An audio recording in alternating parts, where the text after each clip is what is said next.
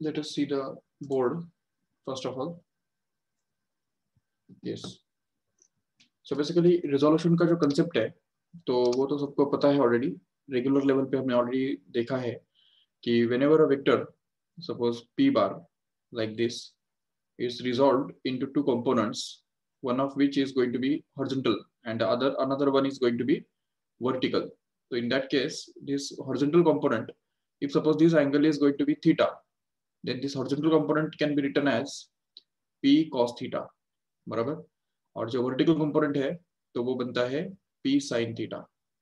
Correct है. तो ये याद रखो ठीक से कि if we are given with the magnitude of this vector p and theta is going to be the angle made by this p with x-axis, then the x component of that vector will be denoted by p cos theta and the y component of this vector will be denoted by p sin theta. ठीक है. But कभी कभी उल्टा भी करना पड़ता है. Suppose we have the components, okay, we have these components px and py here, and suppose we want to find out the vector whose these components are. तो अगर ऐसा वेक्टर हमको ढूंढना है जिसके ये कंपोनेंट्स है तो वो कैसे ढूंढेंगे. Suppose this is the vector p bar whose components are px and py. So in that case, how will you get this p and theta in terms of px and py? तो उसके लिए formula है कि p is given by root of px square plus py square. Okay. और दूसरा जो है theta. Theta के लिए फॉर्मूला क्या है हमारे पास. तो थीटा के लिए फॉर्मूला बनता है tan theta which is going to be actually equal to py upon px. ठीक है. तो देखो अभी ये जो है बेसिक कंसेप्ट है रिजोल्यूशन का, ये हमको अच्छी तरह समझना बहुत जरूरी है क्योंकि इसके ऊपर बहुत सारे एमसीक्यूज हमको पूछे जाते हैं और सॉल्व करने पड़ते हैं जरूर. तो देखो, तो किसी भी वेक्टर को अगर हमको रिजोल्व करना है, suppose for example we have a vector, for example x y coordinate system के अंदर एक वेक्टर है हमारे पास जिसका मैग्नीट्यूड है 10 degree. Okay, 10 degree, and we want to resolve it into components. Okay, इसको हमको दो कंपोनेंट्स में रिजोल्व करना है. तो और ये सॉरी 10 डिग्री नहीं, डिग्री कहाँ से आया, 10 यूनिट्स. ओके, तो 10 मीटर या 10 सेंटीमीटर बोल सकते हो. And this vector is making an angle of 135 degree, okay, with this x-axis. Suppose, how we can resolve this vector? What are the components of this vector? How will you get that? तो इस vector के जो components बनेंगे, एक रहेगा इस तरफ, correct है, और दूसरा रहेगा इस तरफ, right. How we can get this components here? उसके लिए रेडीमेड फॉर्मूला हमारे पास है. तो ये कंपोनेंट जो रहेगा तो वो रहेगा एक्चुअली 10 into cos 135, राइट. और ये वर्टिकल कंपोनेंट जो है तो वो रहेगा एक्चुअली 10 into sin 135. अच्छी तरह से याद रखो, ठीक है, बिल्कुल सीधी बात है. अच्छा, अगर समझो एक वेक्टर हमारे पास है जो सपोज थर्ड क्वाड्रेंट में लाई करता है. Suppose it makes an angle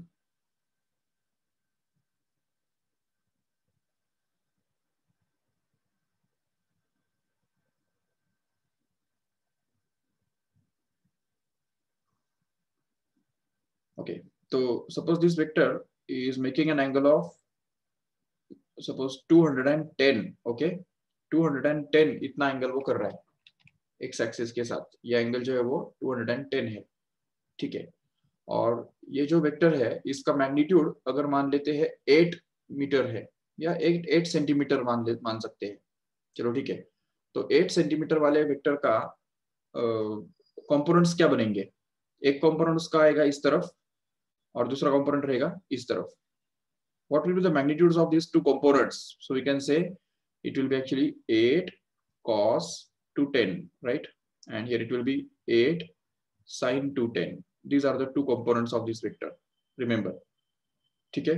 Even in the same case, if suppose we have a vector which is in the fourth quadrant like this, and suppose it is making an angle of 330, suppose with this whole x-axis, positive x axis. तो ये जो angle पूरा बनता है तो वो suppose 330 degree का बनता है.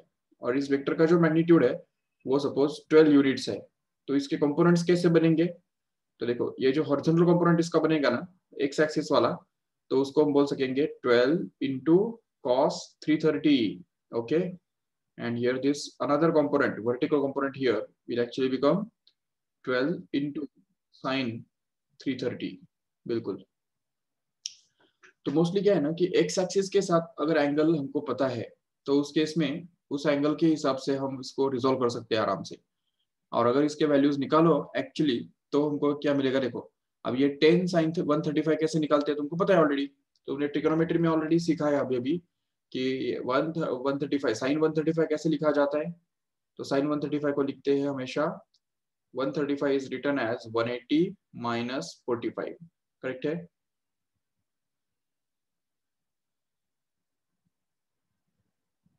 Yes. y axis will always follow p cos and x axis will always follow p sin, या उल्टा. देखो हर हर इसमें क्या हो रहा है, देखो उल्टा ऐसा हो रहा है कि एक्स एक्सिस वाला जो कंपोनेंट है वो कॉस तरफ हमको मिल रहा है, कॉस करके मिल रहा है. और वाई एक्सिस वाला जो कंपोनेंट है वो एक्चुअली साइन के हिसाब से हमको मिल रहा है. बराबर. इधर भी देखो यहाँ पे क्या हो रहा है. ठीक है, 210. तो 210 ये जो एंगल बना हुआ है, तो उसका हमने दो कंपोनेंट्स निकाले. उसमें एक्स कंपोनेंट जो है वो हमको मिल रहा है 8 cos 210, और y कंपोनेंट जो हमको मिल रहा है वो बन रहा है 8 sin 210. ओके, और यहाँ पे भी वही हो रहा है देखो. तो x कंपोनेंट जो है तो वो हमको मिल रहा है 12 cos 330, और y कंपोनेंट हमको मिल रहा है 12 sin 330. लेकिन ये इसीलिए हो रहा है क्योंकि ये एंगल जो बना हुआ है, ये एंगल एक्स एक्सिस के साथ बना हुआ है. ठीक है ना? एक्स एक्सिस के साथ जो बना हुआ एंगल है, तो वो अगर हमको दिया हुआ है तो तभी ऐसा होता है कि एक्स कंपोनेंट जो है वो कॉस से मल्टीप्लाई करके मिलता है, और वाई कंपोनेंट जो है वो साइन से मल्टीप्लाई करके मिलता है. ठीक है. बट अगर मान लो कि ये एंगल जो है वो एक्स एक्सिस के साथ नहीं बल्कि वाई एक्सिस के साथ अगर बना हुआ है, तो सोचो अगर मान लो ये एक वेक्टर है, इसको बोल देंगे आर. ओके, और इसका वाई एक्सिस के साथ बना हुआ एंगल जो है वो अगर सपोज हम बोल देते हैं थीटा. ओके, तो in that case how will you resolve this vector into components? तो आर का ये जो कंपोनेंट बनेगा कि नहीं, वाई वाला कंपोनेंट, तो वो एक्चुअली बनेगा आर कॉस थीटा. ओके, देखो सी द डिफरेंस. एंड जो एक्स एक्स के डायरेक्शन में जो कंपोनेंट आएगा ना, वो एक्चुअली बनेगा आर इंटू साइन थीटा. अभी इसका मतलब क्या होता है बताओ? What can we conclude from this? ठीक है, अभी जबकि y एक्सिस के साथ बना हुआ एंगल अगर थीटा है, तो उस केस में y component r cos theta बनेगा और x component r sin theta बनेगा. और अगर x एक्सिस के साथ एंगल बना हुआ अगर थीटा है, तो उस केस में ये समझो सेम वेक्टर है r, और इसका x एक्सिस के साथ एंगल बना हुआ अगर थीटा बनता है, तो इस केस में हम क्या करते थे, इसका ये जो कंपोनेंट बनता था x एक्सिस वाला, तो उसको हम बोलते थे r cos थीटा. और ये जो दूसरा कंपोनेंट बन रहा है y एक्सिस के डायरेक्शन में, वो बनेगा r sin थीटा. बात समझ में आ रही है? अगर तुमको नहीं समझ में आ रहा है तो मैं ऐसा करता हूँ, एक सेपरेट पेज पे एकदम क्लियर बताता हूँ. ये देखो अभी यहाँ पे, तो समझो कि एक मैं x axis y axis draw करता हूँ यहाँ पे पहले. Suppose this is your y axis and this is x axis. Okay, and suppose there is a vector. Yes, this is a vector. Okay, अब ये वेक्टर को मैं बोल देता हूँ पी बार. चलेगा? पी उसका मैग्नीट्यूड है. ठीक है, अभी अगर ये वेक्टर का इस एक्स एक्सिस के साथ जो एंगल बना हुआ है, ये देखो ये एक्स एक्सिस है, तो इस एक्स एक्सिस के साथ इस पी का एंगल अगर बना हुआ अल्फा मान लेते हैं.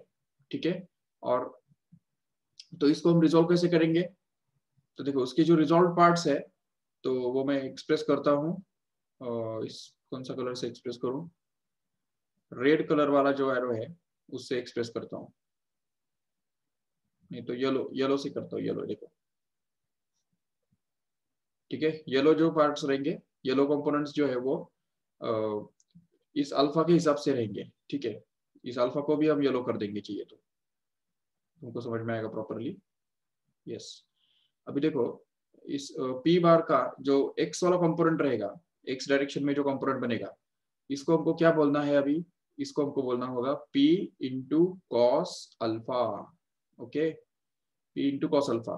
और y डायरेक्शन में जो कंपोनेंट बनता है, ये देखो ये वाला y एक्सिस के अलावा जो कंपोनेंट रहेगा, तो उसको हम बोल पाएंगे P इंटू साइन अल्फा।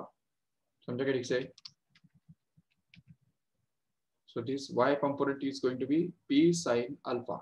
ठीक है, लेकिन अभी ये समझो कि अभी मैं पिंक कलर चूज करता हूँ।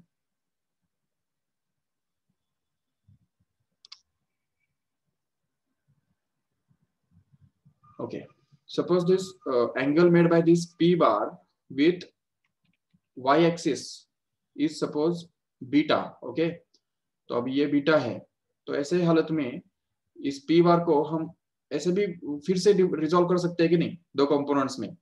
तो जब हम इसको रिजॉल्व करेंगे तो उसका एक कंपोनेंट बनेगा x एक्सिस के डायरेक्शन में, अभी इसको हमको बोलना होगा, और सॉरी दूसरा कंपोनेंट बनेगा उसका y एक्सिस के डायरेक्शन में। करेक्ट है, ये बन गया उसका y कंपोनेंट हियर। तो अभी इसको इस y एक्सिस वाले कंपोनेंट को हमको क्या बोलना होगा, p cos बीटा। समझा कि ठीक से, p cos बीटा। और ये जो x कंपोनेंट है इसको हमको बोलना होगा p sin beta. See the difference? And actually it doesn't matter exactly, क्योंकि देखो यहाँ पे क्या है ना कि alpha and beta both of this add up to 90 here. So can't we write that beta alpha plus beta is equal to 90, right? देखो ठीक से, तो अगर हमने यहाँ पे अल्फा प्लस बीटा को 90 डाल दिया तो इसको ऐसा लिख सकेंगे, देखो alpha plus beta is going to be 90। What does it mean? Beta is actually going to be 90 minus alpha. Correct है? So since beta is going to be 90 minus alpha, we can prove here that P sin beta is actually going to be equal to P sin beta के बदले डाल दो उसका value 90 minus alpha, right? तो इससे क्या मिलेगा? तो वो बनेगा P sin 90 minus alpha. What is sin 90 minus alpha? It's cos alpha, right? So it will become P cos alpha. It's already there. ये देखो ये दोनों सेम है कि नहीं? P sin बीटा और P cos अल्फा सेम ही तो है, कोई फर्क नहीं उनके बीच में। और सेम वैसे ही हम ये भी प्रूव कर सकते हैं, P sin alpha is going to be same as P cos beta. देखो कैसे, क्योंकि देखो P sin अल्फा, तो इसको हम लिख सकेंगे P इंटू साइन ऑफ, अच्छा अगर अल्फा प्लस बीटा 90 है तो फिर अल्फा को क्या लिख सकते हैं, 90 माइनस बीटा लिख सकते हैं, बिल्कुल। तो उसको अगर सिंप्लीफाई करेंगे तो साइन 90 माइनस बीटा क्या बनता है, फिर से कॉस बीटा बनता है, तो इसलिए उसको हम लिख सकेंगे P cos बीटा। समझा क्या ठीक से? So in this way we can just prove both of this facts here. Yes, anything else? और कुछ डाउट है किसको?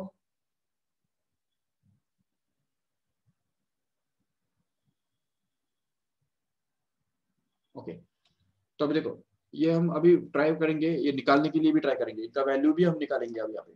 ठीक है, तो देखो कैसे निकालते हैं वैल्यूज उनके। तो सबसे पहले फोकस करो, how will you find out this 10 sin 180 minus 45?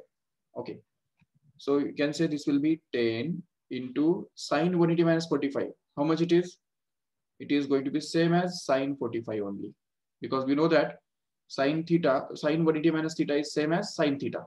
Correct है? ये ट्रिगोनोमेट्री के बेसिक रूल्स है, वो अच्छी तरह से याद रखो, ऑलरेडी तुम्हारा सब तरफ चल रहा है। मैथ्स में सुबह भी ट्रिगोनोमेट्री 2 बार हो चुका है ऑलरेडी, अभी लिमिट्स के अंदर भी आपको ट्रिगोनोमेट्री बहुत लग रहा है, और अभी शायद ट्रिगोनोमेट्री 1 का टेस्ट भी हुआ है कि नहीं? तो you should remember all these things, values of trigonometric ratios here. So 10 into sin 45, how much this sin 45 is, वो भी तुमको पता होना चाहिए, 1/√2 here, and that's why we can get this as simply, अभी इसको एल से ये करो, रैशनलाइज करो, तो इस √2 से अगर मल्टीप्लाई डिवाइड करो तो वो बन जाएगा 10√2/2, मतलब ही 5√2 इसको लिख सकते हैं। देखो 5√2 करेक्ट है, so this is 5√2, right? And at the same time here, if we consider this 10 cos 135, then try to solve it. So we get this as 10 into cos 135. How can we write this 135? As 180 minus 45, correct? And hence we can say this will actually be equal to 10 into cos 180 minus 45. What is this cos 180 minus 45? Cos 180 minus theta is same as minus of cos theta, right? So it will be minus of cos 45, and hence we can say this will be actually 10 into minus 1/√2 which when simplified further we get this as minus of 5 root 2, correct है? तो देखो minus 5 root 2 ये हमको मिल रहा है क्योंकि x axis के negative direction में है ना वो वेक्टर, तो वो तो ऑब्वियसली नेगेटिव होना तो जरूरी है, तो वो तो सीधी बात है, नो डाउट। चलो इसको निकाल के दिखाओ। How will you resolve this 8 vector into components? तो वो तो हमने रिजॉल्व करके रखा है already, 8 cos 210 and this will be 8 sin 210, but just find out the value of this 8 sin 8 cos 210 directly. Actually we know that cos 210 means 180 plus 30, बराबर है?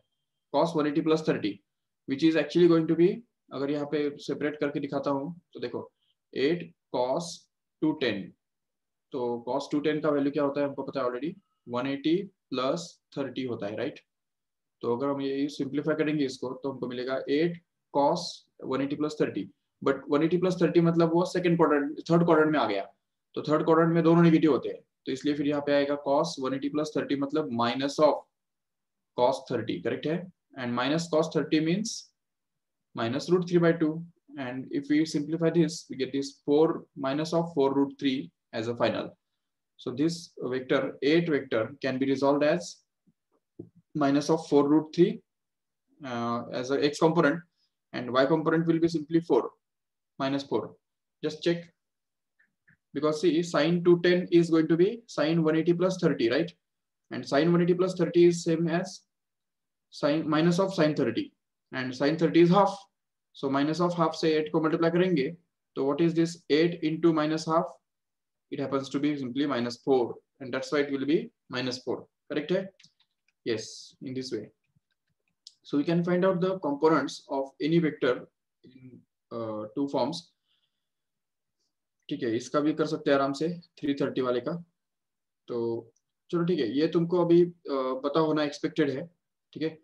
तो I think you should do yourself. Okay, अभी मुझे ऐसा करो कि अभी जैसे हम कंपोनेंट्स में रिजॉल्व करते हैं ना, तो कंपोनेंट्स में रिजॉल्व करने के बाद तुरंत उस वेक्टर का एक्सप्रेशन हमको मिलना चाहिए। तो देखो जैसे अगर सपोज कोई वेक्टर है जिसका कंपोनेंट्स हमको दिया हुआ है, कंपोनेंट्स हमको मिल सकता है आराम से, सपोज इसका मैग्नीट्यूड हमको पता है, जैसे अभी अभी हमने लिया था 10, और समझो कि उसका जो एंगल बना हुआ है इस एक्स एक्सिस के साथ वो बनता है सपोज 45, ओके ठीक है। तो अभी ऐसे हालत में देखो ठीक से कि इस वेक्टर को रिजॉल्व करने के बाद जो वेक्टर्स हमको मिलते हैं उन वेक्टर्स को हमको आई बार और जे बार के फॉर्म में भी एक्सप्रेस करना होता है। What is I bar and J bar here now? तो I bar means I bar is going to be the unit vector in the direction of x axis, okay, and j bar is actually going to be the unit vector along y axis, okay. So these are called as I bar and j bar. So here this vector 10 magnitude का जो vector है, तो उसको अगर हम suppose p बार बोल देते हैं, p बार, तो p bar can be expressed in terms of its two components. तो ये वाला कंपोनेंट कितना बनेगा उसका, तो उसको हम लिख सकते हैं आराम से, it will be actually 10 into cos 45, correct है? And this another component here will actually be written as 10 into sin 45, correct है क्या? ये देखो 10 sin 45, yes. So these are the two components of this vector. So p bar actually can be written as, so it will be 10 cos 45 into I bar, correct, plus here it is going to be 10 sin 45 into j bar. That's all. This is the expression of p bar in terms of I bar and j bar, which is just found out by using this magnitude of the vector and angle made by this vector with x-axis, right? Yes, and then we can just simplify this still further and get it as 10 into cos 45 कितना होता है 1 by root 2, and 10 as it is again into sin 45 is also 1 by root 2 and into j bar. So that if we simplify this till further, just rationalize this here, then we can get this as 5 root 2 into I bar plus 5 root 2 into j bar. समझो क्या लिख से?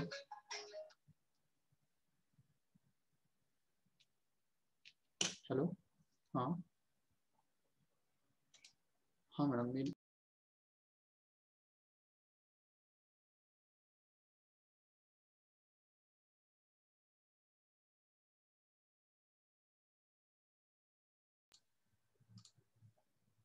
Okay, तो ये हो गया हमारा expression for this vector.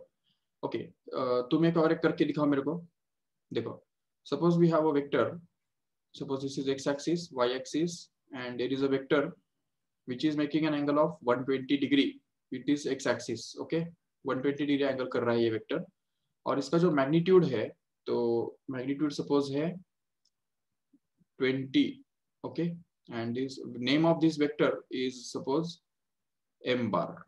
Okay, can you express this m bar in terms of I bar and j bar? Just try it yourself and put it in chat box fast. How we can express this m bar in terms of I bar and j bar?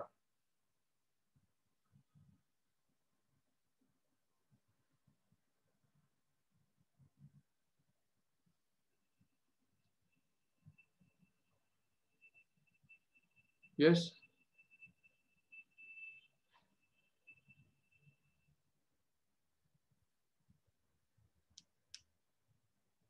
ठीक है, देखो, actually m bar can be resolved into components. First of all, where 120 degree is the angle made by this vector with the positive direction of x-axis. So as usual, this component, horizontal component or x component, we can say will be actually m into cos theta, and the vertical component here will actually be equal to m into sin theta. Correct है? तो यहाँ पे m bar जो है, m bar can actually be expressed as m cos theta into I bar plus m sin theta into j bar. That's it. And if we put all the values of m and theta here, then we can be able to get it as 20 into cos 120 into I bar plus here it is 20 once again into sine of 120 into j bar as it is. So that in the next step we can solve this as 20 into cos 120. What is this cos 120 here? Yes, cos 120 can be written as cos 180 minus 60, right here?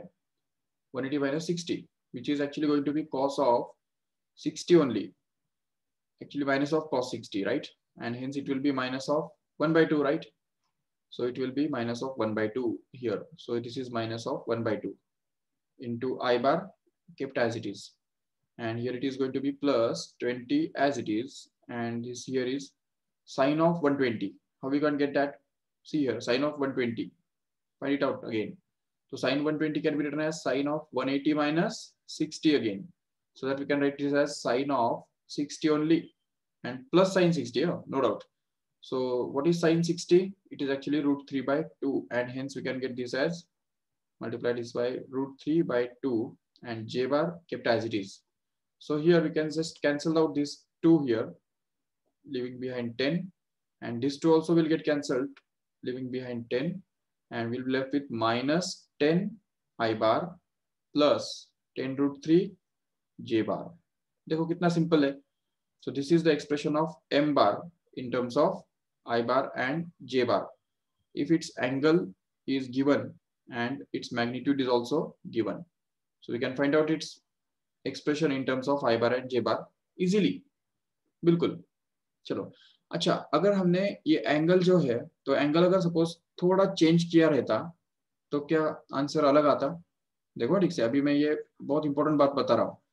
अगर मान लो मुझे यही vector का resolve parts निकालने हैं, इसी vector का मुझे रिजोल्यूशन करना है. ये देखो, ये वेक्टर है और ये 120 डिग्री एंगल कर रहा है थीटा इस एक्स एक्सिस के साथ, no doubt.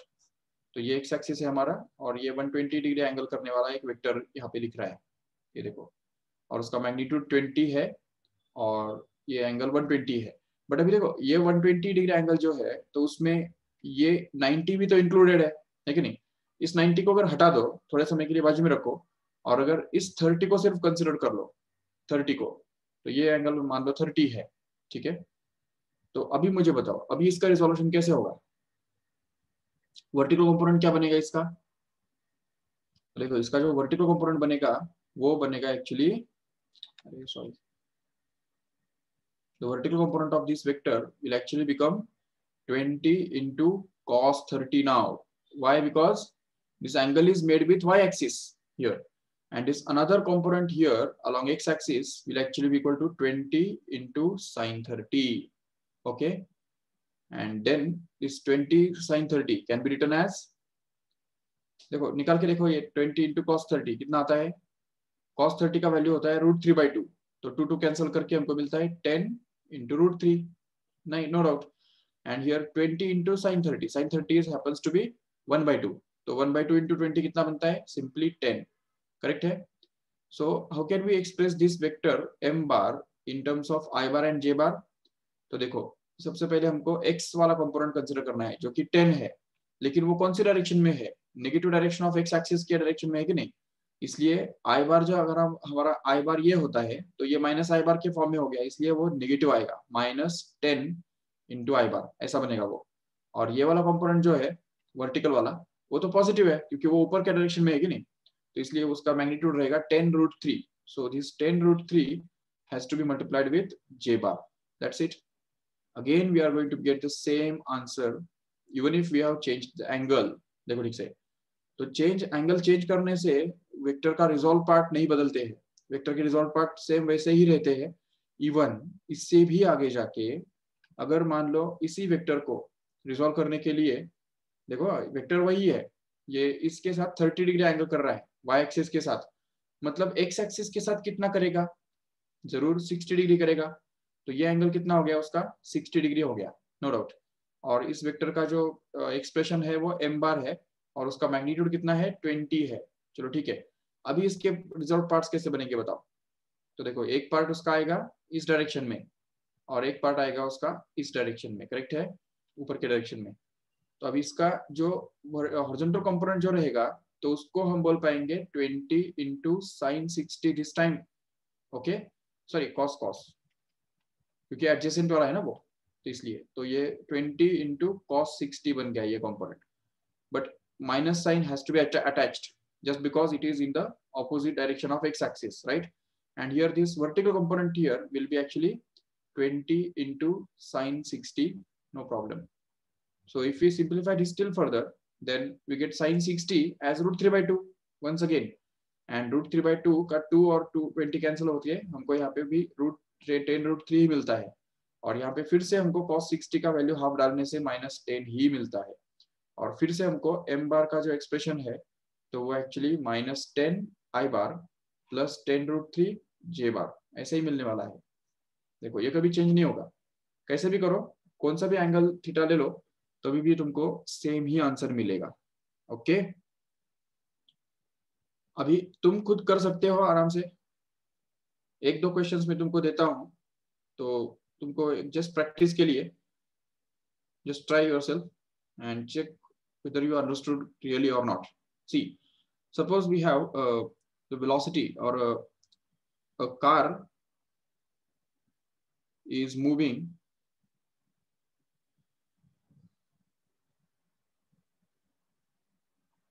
with a speed of 50 meters per second along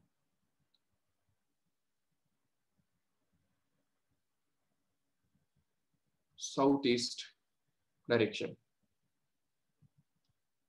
देखो ठीक से, साउथ ईस्ट डायरेक्शन में वो मूव कर रहा है, ठीक है. तो अभी मुझे बताओ इस कार का वेलोसिटी एक्सप्रेस करो, express its velocity v bar in terms of I bar and J bar. That is the question. Just try it yourself. I'm not going to solve it now. Just solve it yourself and put it in chat box.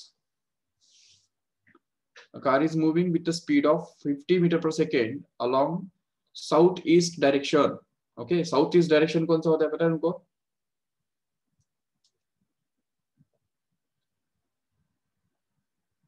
ये देखो, suppose ये हमने north ये ले लिया, ये south है, इधर मोस्टली इधर वेस्ट होता है और इधर ईस्ट होता है, बराबर है. तो इसको हम एक्स एक्सिस ले लेंगे, इसको वाई एक्सिस ले लेंगे, सॉरी इसको वाई एक्सिस ले लेंगे. और फिर अभी वेक्टर कहाँ पे आएगा, कौन से क्वाड्रेंट में आएगा vector? Yes, it will be in fourth quadrant because south east ना. तो साउथ किधर है, ये साउथ है देखो, और ये ईस्ट है, तो साउथ ईस्ट का मतलब होता है साउथ और ईस्ट इन दोनों का बाइसेक्टर, ये देखो बाइसेक्टर, तो मतलब वो 45 डिग्री एंगल हो गया कि नहीं। अभी कौन सा भी एंगल ले लो 45 आएगा, ये भी और ये भी, नो डाउट। तो उसके कारण अभी अगर ये एंगल को 45 बोलते हो तो इसका रिजोल्यूशन कैसे बनेगा। अच्छा मैग्नीट्यूड कितना है उसका, 50 है कि नहीं, 50, तो इसलिए इस तरफ वाला मैग्नीट्यूड कितना बनेगा उसका, तो उसको बोलेंगे 50 इंटू कॉस 45, राइट। एंड ये वाला जो मैग्नीट्यूड बनेगा, दूसरा कंपोनेंट जो बनेगा वाई एक्सिस वाला, तो वो एक्चुअली नेगेटिव रहेगा, समझा क्यों, क्योंकि नीचे की तरफ है ना वो, तो इसलिए वो माइनस आएगा, तो इसलिए उसको हम लिखेंगे माइनस ऑफ 50 इंटू साइन 45। अभी इस वेक्टर को हम लिखेंगे v bar is actually equal to 50 cos 45 into i bar minus 50 into sine 45 into j bar, that's it. And if we simplify this further, then we get this 50 into 1 by root 2 into I bar minus 50 into 1 by root 2 into j bar, correct है, and hence it will be actually 25 root 2 I bar minus 25 root 2 into j bar, that's all. It's very simple, okay. Even check करो, अगर हमने ये angle भी अगर 45 लिया होता तभी भी आंसर वही आता था, ठीक है नहीं, सिर्फ यहाँ पे इंटरचेंज हो जाता, ये कॉस के बदले साइन आ जाता और साइन के बदले कॉस आ जाता। आखिर कॉस 45 हो या साइन 45 हो, होता तो 1/√2 ही है कि नहीं। यस चलो ठीक है, अभी और एक करके दिखाओ फटाफट।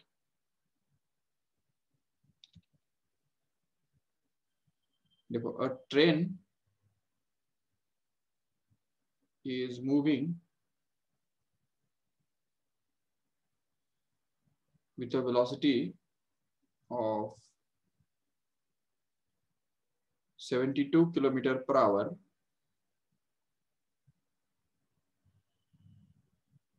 in a direction 30 degree north of west. Express v bar in terms of I bar and j bar. Same question, okay, same type का question है। yes, read the question carefully. A train is moving with a velocity of 72 km per hour in a direction of 30 degree north of east. Okay अब ये तुमको समझना है north of east का, sorry north of waste का मतलब क्या होता है। Yes it will be in second quadrant, very good.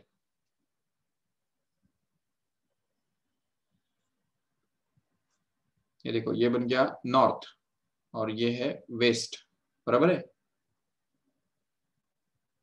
ये ईस्ट और ये साउथ तो है ही already, no doubt, but where is the vector, C here what is given here is it is making an angle of 30 degree north of west, west, तो 30 degree north of waste मतलब क्या, waste से north की तरफ 30 degree, मतलब ये angle 30 degree होगा, देखो ये एंगल बन गया 30 डिग्री, करेक्ट है, और उसका मैग्नीट्यूड कितना है 72 है, राइट। तो उसके दो कंपोनेंट्स बनेंगे, ये एंगल 30 डिग्री है कि नहीं, तो उसके जो दो कंपोनेंट्स बनेंगे उसमें से ये कंपोनेंट कैसा बनेगा, हॉरिजॉन्टल वाला, तो देखो ये हॉरिजॉन्टल कंपोनेंट बनेगा उसका 72 cos 30 and minus obviously negative आएगा वो, और ये वर्टिकल कंपोनेंट जो बनेगा तो वो रहेगा actually 72 into sin 30, that's it, and then we'll be able to express this v bar in terms of I bar and j bar in this way. So minus 72 cos 30 into I bar plus 72 into sin 30 into j bar, that's it, and hence it will be actually minus 72 into cos 30. What is cos 30? We know that it is √3/2 I bar, and here it is going to be 72 into sin 30, which is 1/2 into j bar, correct है, which happens to be actually minus of 36√3 into I bar plus simply 36 j bar, that's all. So this is actually going to be the final answer, correct है, yes. चलो ठीक है, अच्छा अभी हम यहाँ पे एक रुकेंगे क्योंकि दो अनाउंसमेंट्स मुझे करने हैं, तो ये है कि सबसे पहला अनाउंसमेंट ये है कि आपके जो दिवाली की छुट्टियां जो है तो वो स्टार्ट होने जा रही है 12 से 20 तक, ठीक है। 13 से 12 will be the last working day, and from 13 onwards you'll have the holiday up to 20. तो 20 will be the first working day, ठीक है। तो ये आपको अच्छी तरह से याद रखना है, ठीक है। That is the Diwali holidays. और दूसरी बात ये है कि अभी ये नेक्स्ट वीक में, मतलब ये मंडे से आपका जो शेड्यूल है तो उसके अंदर टेस्ट जो है वो इंक्लूड कर रहा हूँ। ऑलरेडी मुझे लगता है कि लास्ट लास्ट मंथ में, मतलब पूरे अक्टूबर में 1 अक्टूबर से हमने टेस्ट स्टार्ट किए थे, बराबर। तो उसमें से कई सारे टेस्ट हुए थे ऑलरेडी, और उसमें उसके कई सारे पेपर्स चेकिंग भी हो रहे हैं, कुछ हो गए हैं, कुछ चल रहे हैं, नो डाउट। उसका वो हो जाएगा अभी 2-4 दिन में, दिन के अंदर। और अभी नेक्स्ट वीक के अंदर आपके थोड़ा डेली टेस्ट लगेंगे। उसका मैं शेड्यूल आपको, नेक्स्ट वीक का शेड्यूल एटलीस्ट यहाँ पे भी दिखाता हूँ। तो वो मैं अपलोड भी करने वाला हूँ एक्चुअली, बट फिर भी आप देख लो एक बार ठीक से। ये देखो, इस टाइप का शेड्यूल रहेगा टेस्ट के लिए, ठीक है। तो ये जो है ये आपका कैलेंडर है। कल 8 तारीख है, बराबर। तो ये जो शेड्यूल है एक्चुअली, ये मंडे का शेड्यूल है। तो मंडे को आपका यूनिट्स एंड डायमेंशंस के ऊपर टेस्ट रहेगा, जो कि रेगुलर लेवल पे रहेगा, रेगुलर का मतलब थियोरी वाला, रिटन टेस्ट वाला, ठीक है।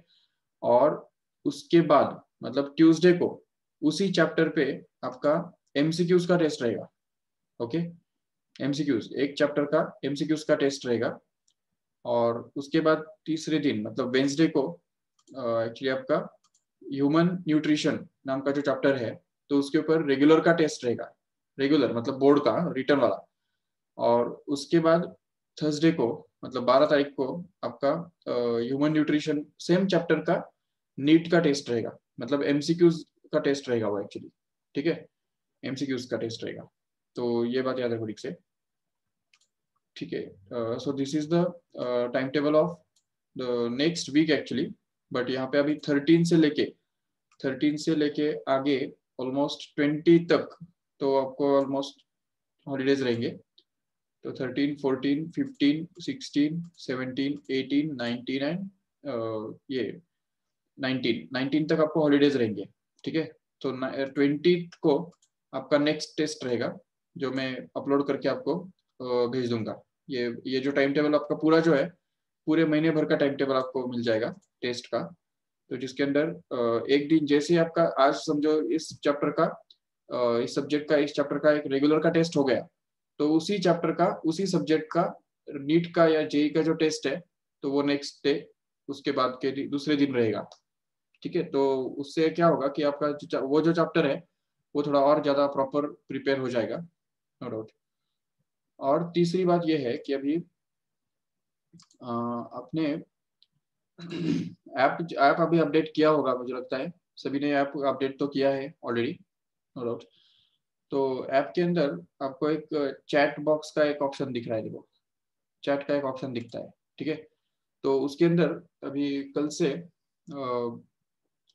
डेली आपको कुछ चैलेंजेस मिलेंगे, मतलब टुडेज चैलेंज करके एक उसमें आपको क्वेश्चन मिलेगा, जो आपको उसमें सॉल्व करके अपलोड करना होगा, ठीक है। तो ये भी और सभी जो है वो चैट ज्वाइन करें। तो वो मैं आपको रिक्वेस्ट करूंगा कि अगर किसको प्रॉब्लम आ रहा है चैट ओपन करने के लिए तो वो मुझे कॉल करके बताओ, तो मैं उसमें आपका हेल्प कर दूंगा। बट आपका जो मोबाइल ऐप है तो उस मोबाइल ऐप के अंदर बिल्कुल राइट कॉर्नर में ऊपर ऊपर में चैट का ऑप्शन दिखता है, नहीं सॉरी, नीचे नीचे वाले राइट कॉर्नर में, ठीक है। राइट कॉर्नर में बॉटम पे आपको एक चैट करके ऑप्शन दिखता है। उस चैट के ऊपर अगर आप क्लिक करेंगे तो उसके बाद टर्म्स एंड कंडीशंस को एक्सेप्ट करने के लिए बोला जाता है।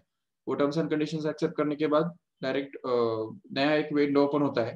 वो विंडो ओपन होने के बाद आपको कुछ नहीं करना है, एक 2 या 3 मिनट आपको रुकना है, ठीक है। Terms and conditions apply okay करने के बाद आपको 3 मिनट तक आपको रुकना है, क्योंकि आप जिस बैच में हो वो बैच पूरा क्रिएट होता है, तो वो बैच का ग्रुप जो है वो ग्रुप क्रिएट होता है, और आप जो है वो आप ऑटोमेटिकली उस बैच के अंदर या ग्रुप के अंदर ऐड हो जाते हो। तो वो ऐड होने के लिए एक 2-3 मिनट का समय लगता है। तो वो 2-3 मिनट आपको रुकना होगा, तो टर्म्स एंड कंडीशंस ओके करने के बाद। तो वो रुकने के बाद फिर वो बैच आपको दिखने लगेंगे, और वो बैच के ऊपर क्लिक करने के बाद फिर आगे चल के आप उसके अंदर चैट भी कर सकेंगे। और जैसे मैंने उस दिन ऐप का ट्रेनिंग लिया था, उस ट्रेनिंग के अंदर जैसे बताया था कि अगर आपको कुछ डाउट वगैरह है तो वो भी आप उसमें पूछ सकते हो। और कल से तो हर एक टीचर जो है वो उसके अंदर एक्चुअली टुडेज चैलेंज करके कुछ 1 या 2 क्वेश्चन आपको डालेंगे, जो आपके लिए थोड़ा सा चैलेंजिंग होगी। मतलब जो रेगुलर थियरी टाइप के जो नहीं होते हैं क्वेश्चंस, तो वो थोड़ा सा उनका आंसर्स जो है वो थोड़ा सा आपको सर्च करने पड़ेंगे, या उसके लिए थोड़ा सा दिमाग चलाना पड़ेगा। उस टाइप के क्वेश्चंस वो वहाँ पे रहेंगे, ठीक है। भले अपना टॉपिक से रिलेटेड ही रहेंगे, जो अपना जो सिलेबस चल रहा है, जो चैप्टर्स चल रहे हैं उनके ऊपर बेस्ड ही रहेंगे, नो डाउट। तो उस टाइप का एक्टिविटी हम अभी स्टार्ट कर रहे हैं मंडे से। और टेस्ट भी आपके स्टार्ट हो रहे हैं, ठीक है। तो टेस्ट का मुझे लगता है थोड़ा सीरियसली दो, क्योंकि नहीं तो क्या होगा कि वो फिर उसका कोई प्रॉब्लम, आउटपुट नहीं निकलेगा, उससे तुमका दोबारा प्रैक्टिस नहीं होगा। क्योंकि जितना आप टेस्ट को सीरियसली लेंगे तो उतना आपका प्रैक्टिस होता है। तो उसके लिए थोड़ा सा क्या है कि एडवांस में थोड़ा सा प्रिपेयर करो। अभी आपको पता तो चल गया ऑलरेडी कौन से चैप्टर्स के ऊपर टेस्ट है, कौन से चैप्टर के ऊपर आपको प्रिपेयर करना है। तो जिस चैप्टर के ऊपर आपका टेस्ट है वो चैप्टर्स चाहिए तो आप पूरा उसका रेगुलर लेवल का जो टेस्ट है, तो रेगुलर लेवल के लिए पूरा रिकॉर्डिंग उसका देख लो एक बार, ठीक से रिवाइज करो उसको प्रॉपरली। और नीट के भी, जेई नीट के भी लेक्चर्स जो है वो ऑलरेडी अपलोड किए हुए हैं, तो वो भी आप रिवाइज कर सकते हो उसमें से, और देख सकते हो आराम से। तो वो सब थोड़ा करो, ठीक है। These are the announcements from my side, and tomorrow will be holiday, तो कल तो छुट्टी रहेगा। बाकी नेक्स्ट लेक्चर जो आपके मंडे को रहेंगे। अभी 5 बजे नेक्स्ट लेक्चर है, ठीक है। तो let's stop here. Thank you all of you, bye bye.